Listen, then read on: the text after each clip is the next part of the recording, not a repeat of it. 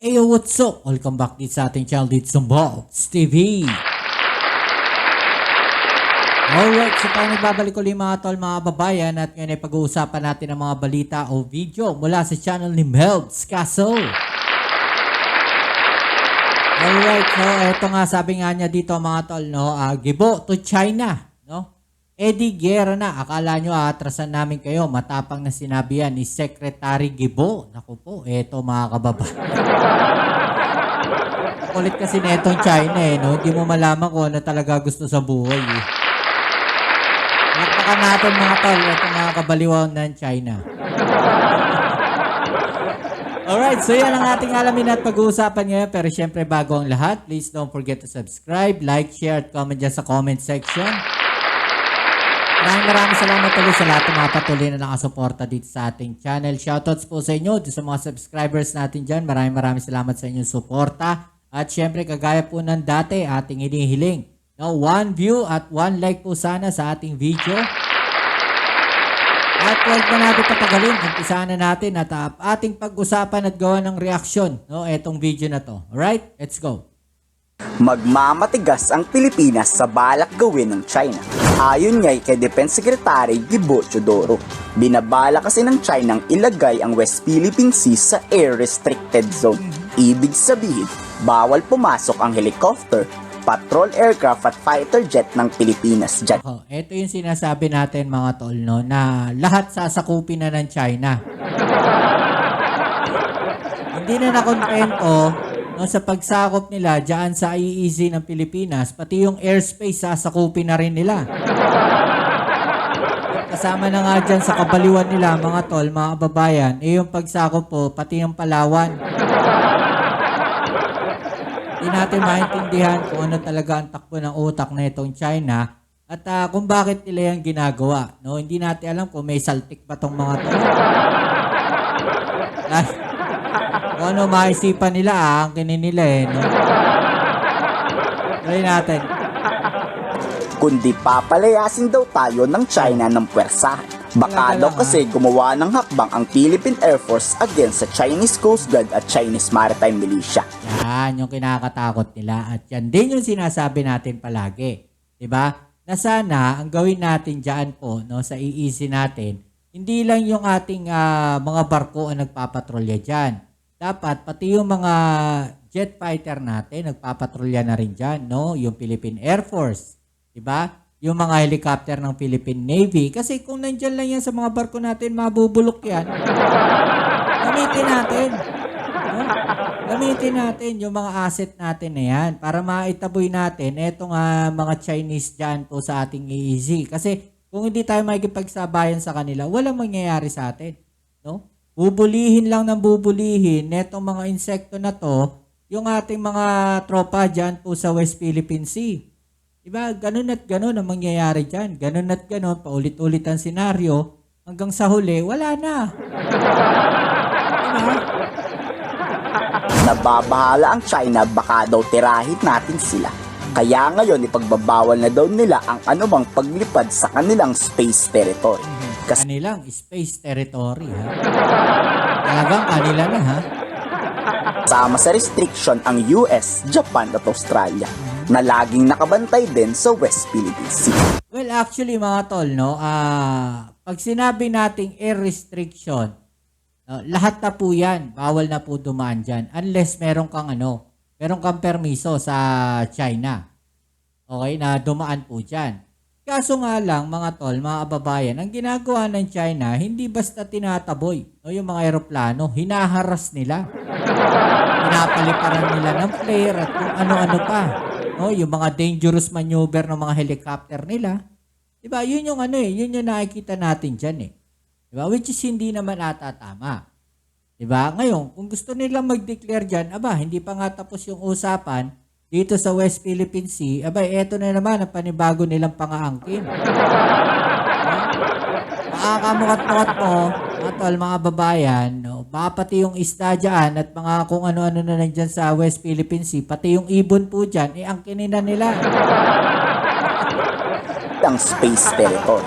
Kasama sa restriction ang US, Japan at Australia na laging nakabantay din sa West Philippine Sea. Inalman nga yan ni Secretary Teodoro at ang allied partners ng Pilipinas. Mismong Pilipinas na raw ang lalaban pag sinubukang baguhin ng China ang status quo sa West Philippine Sea. Kaya dapat yung mga eroplano natin, hindi natin ini-standby yan. No, kagaya ng balita na yung mga eroplano raw po natin, no, nandyan lang, nakalanding lang. At gagamitin lang naman daw yon pagka may gera na. Which is para sa akin, mali, no? Kagaya nga na sinasabi natin palagi, dapat yung mga eroplano na yan, no, lagi natin tinetesting. No, dapat lagi natin pinapalipad. Baka mamaya, kung kailan natin kailangan, doon natin makikita, may sira na. Diba? Gamitin natin. Pwede natin gamitin yan pagbabantay dyan sa West Philippine Sea. No, pagpapatrolya dyan sa EEZ ng Pilipinas. No, hindi lang po dyan sa parte na yan. Pwede natin gamitin yan sa iba't ibang parte ng Pilipinas para magpatrolya. Hindi lang dyan sa specific na area na yan. Diba? Is Chinese aggression, Chinese expansionism, and the attempt by China to change the international law through the use of force or acquiescence in its grand revival scheme or its attempt to reshape the world order to one that it controls. Kung sakaling tirahin o magsagawa ng arbatak ang China, may contingency measures ng AFP o planong counter-attack laban sa mga Chinese. Oo, tama kayo ng rinig.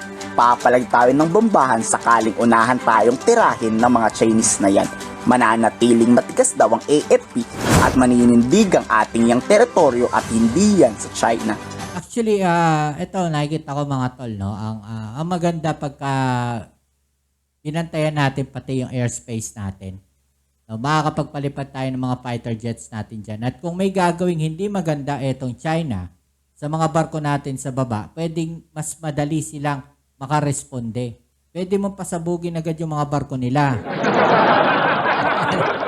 Diba? Kasi bilang lang naman yung mga barko ng Philippine Navy eh. Kung may gawing hindi maganda itong mga barko na to, diba? Maganda nga niyan yung mga barko ng ng China Navy, yung PLA Navy pagka lumalayag sa ating territorial waters. Dapat yung mga fighter jets natin ang pinangsusunod doon. Diba? Pinasusundan sila para makita nila na may puwersa ang Pilipinas. Hindi yung hihirapan na nga yung mga barko natin sa liliit. Hindi pa yung gagamitin natin panghabol sa mga barko nila. Edi yung fighter jet ang paikuti mo dyan, edi natakot yung mga yan. Diba?